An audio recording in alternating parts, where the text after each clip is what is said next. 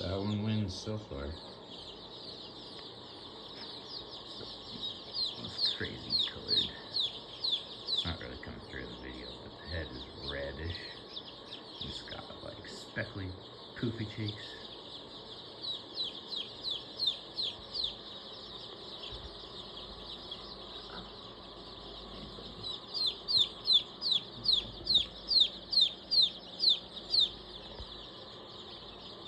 Those are cool.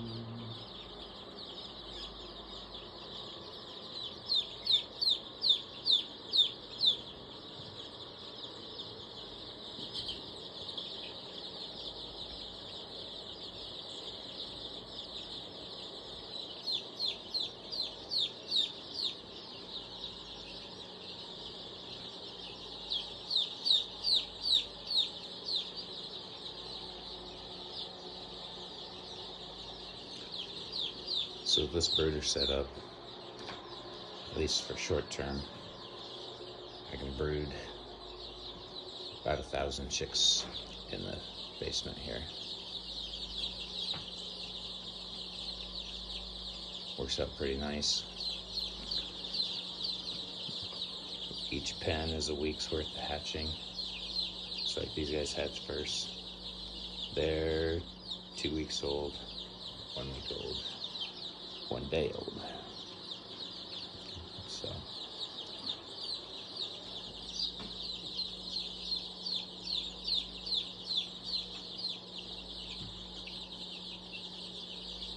works really well.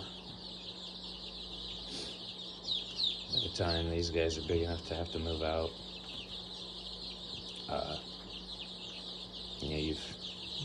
they're almost a month old. They'll be hardened because this basement, I don't keep it warm. It's only about 60 degrees down here. So if they're not under the heat lamp, they're getting used to it being cooler. Lights are only on during the day, they go off at night. And I like to use a straw or ground hay, both. Ground straw is even better. Live in cattle country, so it's not hard to find for me. And I think it works better. I don't like wood chips because chicks are always going to pick it with the ground, and you kind of want them to. It's just what they naturally do, especially if you're going to be free ranging them later. Anything they peck at, they're going to eat some of. So if they're on wood chips, they're going to be eating and ingesting some of those wood chips, whether they mean to or not. Wood chips is not food. It's not edible. It's not good for them. Hay and straw, and specifically this, where it's a combination and it's got some prairie hay in it also, meaning grass hay. That's all totally edible. That's what they're going to be eating someday anyway. So why not have them on that? Plus, it works great. Never, ever. I can have these chicks in here for a month, no problem, and I'll never get any kind of balls on the feet. Like, I can come down here, show you how clean their feet are on it, and they've been in here, like I said, over 2 weeks, this many. No problems whatsoever. No poop feet, poop balls on the toenails. Nope. They love to, like you'll see these guys, they scratch. And they'll scratch through this really good. When I first start feeding them, I will use medicated crumbles, but I put it right down on the hay. And as it kind of works down in there, you know, when they're day olds, they can't really do a lot. But this is an example. This is how I start them out. Medicated crumbles, they get that for 2 weeks. But so they learn how to forage for it.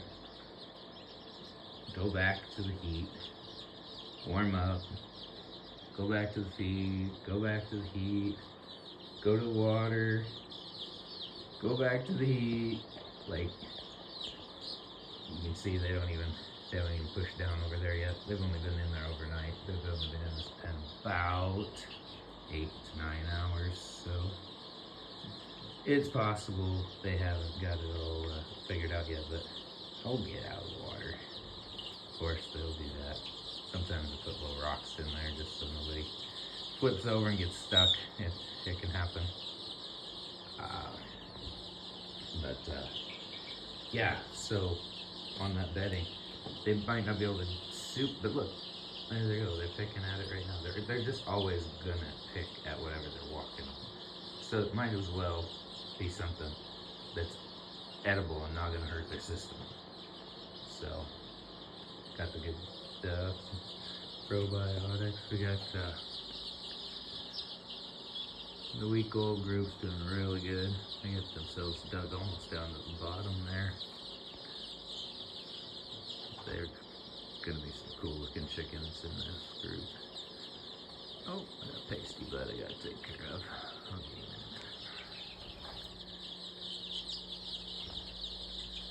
If you have this many, you're gonna have some of those issues. That's the way around it. Especially, seems like if you start them off with any kind of medication, whether it's vaccinating them, putting them on medicated feed, putting the probiotics in the water, whatever it is,